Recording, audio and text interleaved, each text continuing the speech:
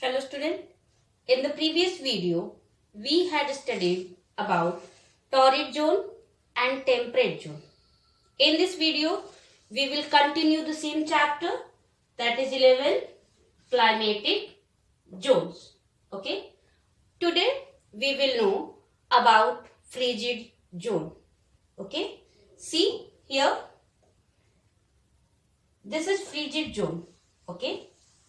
As you can see, first near equator, these are torrid zones and these two are temperate zones, and this one on the top between temperate zone to north pole, and from here, from this temperate zone to south pole, these two areas are known as frigid zone. Frigid zone means which areas are far away from the sun and always get slanting rays of the sun. Because of the slanting rays, okay, most of the water of these areas are frozen, okay, throughout the year. As you can see in the given picture, the regions which are between 66.5 degrees north, that is known as Arctic Circle, to 90 degrees north, that is known as North Pole, and 66.5 degrees south, that is known as Antarctic Circle, to 90 degrees south, okay, are called frigid zones.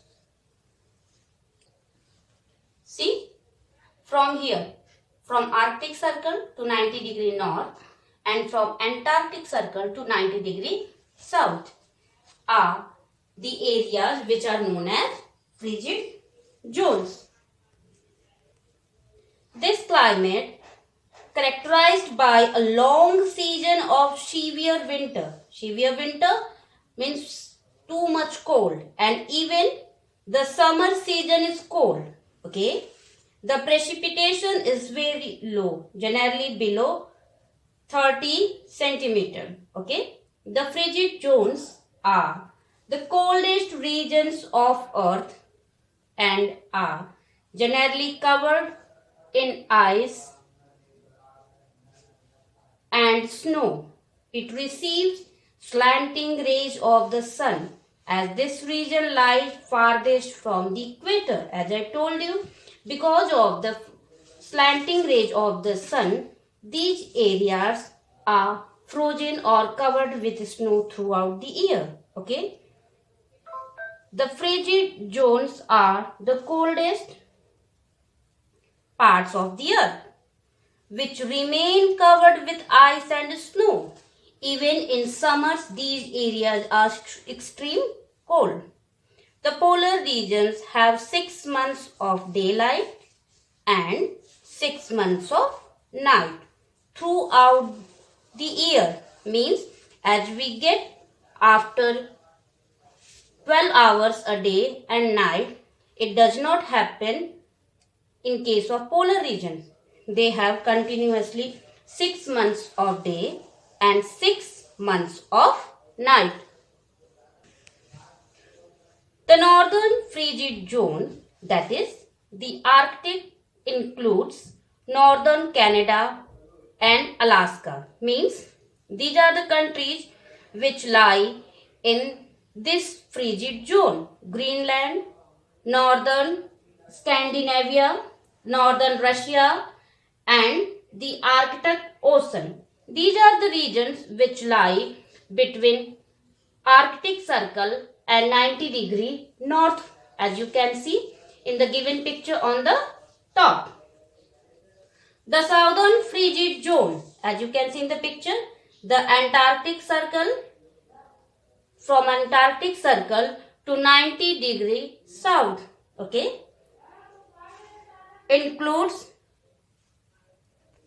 the Antarctic, includes Antarctica, the southern tip of Chile, Argentina, and New Zealand. Okay, these are the countries which lie in the area between Antarctic Circle to 90 degrees south. Okay, as you can see in the given picture to the bottom side. Okay. Now we will know about the atmosphere of Greenland or climate of the Greenland. Greenland lies in the northern hemisphere and is located between the Arctic Ocean and the North Atlantic Ocean.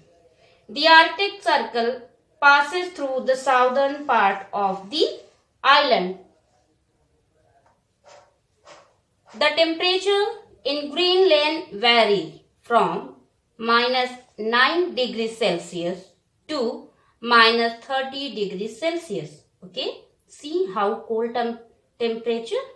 However, during the summers, temperatures can go up to as much as 5 degrees Celsius during the winters. Okay, the highest temperature is -23 degrees Celsius. So, with the help of temperature, you can imagine how cold these areas are throughout the year. Okay, this region receives 6 months of continuous daylight every year.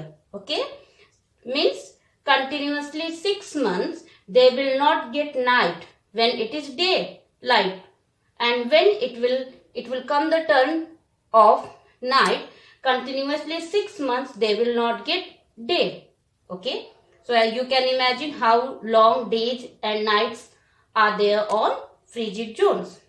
Okay, normally not many places or trees are found here owing to the severe winters. Means due to the extreme winters we cannot find there. As I told you, due to extreme winters there are not vegetation in frigid zones. Okay, during summers the ground is covered with moss and shrubs.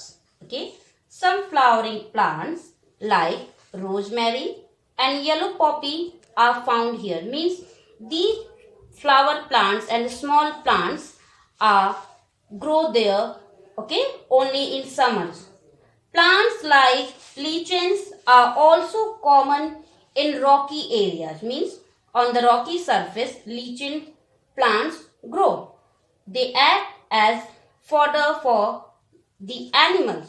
Okay, means these are a kind of fodder. Fodder means food of animals. Okay, the climate of a place has a defining role in its economy. Natural vegetation, wildlife, and the life led by its people. One cannot disregard its importance in everyday life. Means to say that everything has its own importance.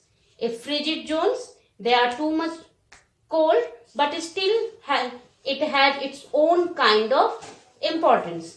Okay, everything has its advantages as well as disadvantages both. So students, your homework is to read the lesson carefully and try to solve the given exercises at the back of the lesson. Thank you.